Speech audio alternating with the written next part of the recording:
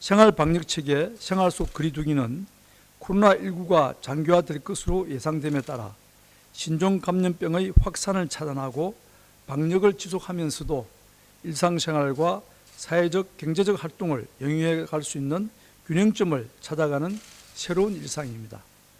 생활 속 거리두기로의 전환은 코로나19 이전의 일상으로 돌아가는 것이 아니라 일상 속에서 거리두기를 실천하는 새로운 사회 규범과 문화를 만들어가는 것입니다.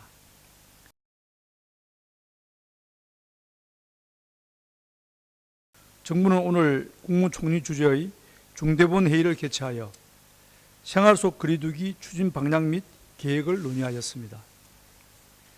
신규 환자 발생이 일일 10명대로 줄어들고 대부분 환자가 방역관리 체계 내에서 발견되고 있다는 것은 코로나19 감염이 안정적으로 감소하며 방역관리 체계의 통제력이 전반적으로 향상되고 있음을 의미합니다. 다만 감염 경로를 알 수 없는 환자가 지난 2주간 7명으로 산발적인 발생이 계속되고 있고, 특히 이 중 4명의 환자가 대구 지역에서 나타나고 있는 점은 우려스러운 부분입니다. 이런 위험성에도 불구하고 현재의 추세를 유지한다면 우리 의료체계가 큰 부담 없이 충분히 감당 가능한 수준에서 코로나19에 대응할 수 있습니다. 백신과 치료제가 없는 상황에서 코로나19를 완전 종식하는 것은 불가능합니다. 국내외의 전문가들은 길게는 2년까지 이런 상황이 이어질 수 있다고 예측하고 있습니다. 그동안 우리 사회는 불편함과 어려움을 무릅쓰고 적극적인 사회적 거리두기 이행을 통해 긍정적인 방역 성과를 만들었습니다.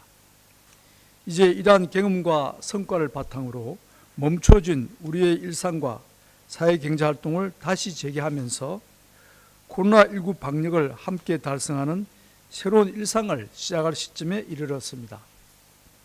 정부는 현 상황에 대한 진단과 생활방역위원회 등 각계 전문가들의 의견을 고려하여 5월 6일부터는 사회적 거리두기를 종료하고 생활방역체계, 생활 속 거리두기 단계로 전환하기로 결정하였습니다. 생활방역체계, 생활 속 거리두기는 코로나19가 장기화될 것으로 예상됨에 따라 신종감염병의 확산을 차단하고 방역을 지속하면서도 일상생활과 사회적, 경제적 활동을 영위해 갈 수 있는 균형점을 찾아가는 새로운 일상입니다. 생활 속 거리두기는 코로나19의 종식을 의미하는 것이 아닙니다. 지역사회에서 코로나19 감염이 발생하더라도 이에 대규모 전파를 차단하고 집단 감염을 막는 것이 목표입니다. 생활 속 거리두기는 사회적, 경제활동을 보장하되 결국 국민 개개인과 우리 사회 모두가 스스로 방역의 책임을 지는 방역 주체가 된다는 의미이며 국민 여러분들께서 코로나19의 전파를 막을 수 있는 새로운 일상을 만들어 나가야 합니다. 국가 방역 체계도 감염 통제 상황에 따라 생활 속 거리두기와 사회적 거리두기 사이에서 완화와 강화를 반복하며 대응을 할 계획입니다. 앞으로 방역 당국은 전문가들과 함께 일일 평균 신규 환자 50명 미만, 감염 경로 불명 사례 5% 미만, 집단 발생의 수와 규모, 방역망 내 관리 비율 80% 이상을 유지하는 것을 목표로 코로나19 상황을 주기적으로 종합적으로 평가할 것입니다. 평가 결과에 따라 1단계 생활 속 거리두기, 2단계 사회적 거리두기, 3단계 강화된 사회적 거리두기 등 거리두기 3단계를 적용할 것입니다. 상황이 악화되는 경우 언제든지 다시 강화된 사회적 거리두기로 돌아간다는 점을 유념하시고 생활 속 거리두기를 계속 유지하기 위한 개인과 사회의 노력을 부탁드립니다. 5월 6일부터 시작되는 생활 속 거리두기 단계에서는 방역 수칙을 준수하며 모임과 외출, 행사 등을 원칙적으로 허용하는 체계로 이행하게 됩니다. 운영을 중단하고 있는 공공시설도 모두 방역 지침을 마련하여 단계적으로 운영을 재개하게 됩니다. 학교의 등교 수업과 어린이집 개원 등도 단계적으로 재개할 것입니다. 이 부분은 내일 사회부총리가 별도의 브리핑을 통해 세부적인 계획을 발표할 것입니다. 종교시설과 체육시설, 학원, 유흥시설 등 고위험시설에 대해서는 방역수칙을 준수하며 운영을 하되 지역의 방역 상황에 따라 지자체 재량으로 운영 자제와 같은 행정명령을 실시하도록 할 계획입니다.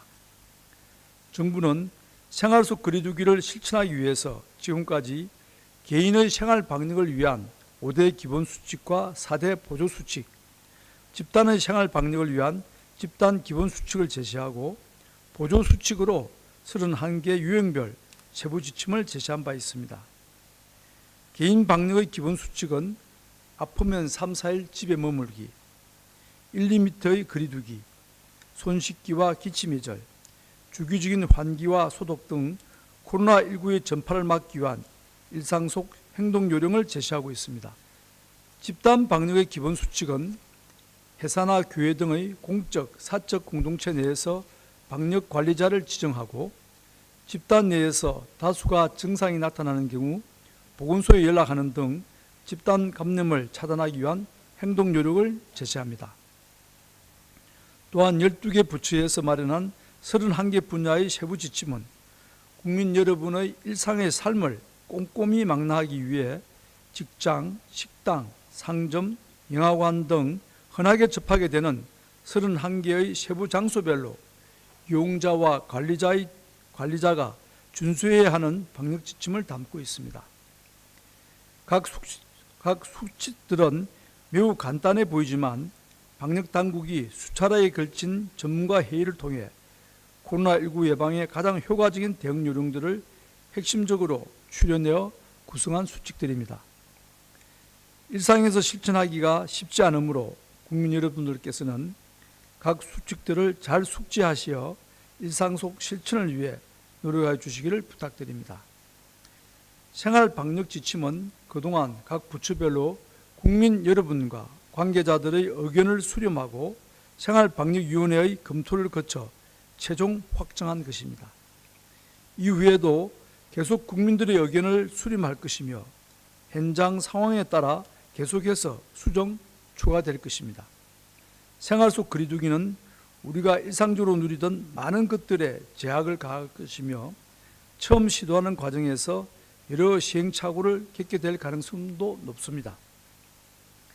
그러나 정부는 지금까지 보여주신 우리 국민들과 의료인들의 힘과 가능성을 굳게 믿습니다.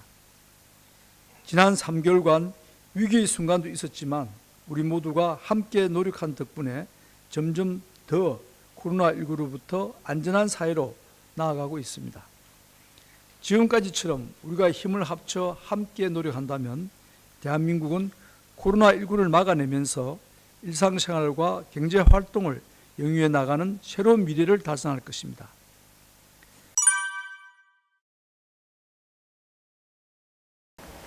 예, 오늘 중대본 회의 모두 말씀에서 총리께서 위기 단계 조정 방안에 대해서 논의를 시작할 것을 지시하셨습니다.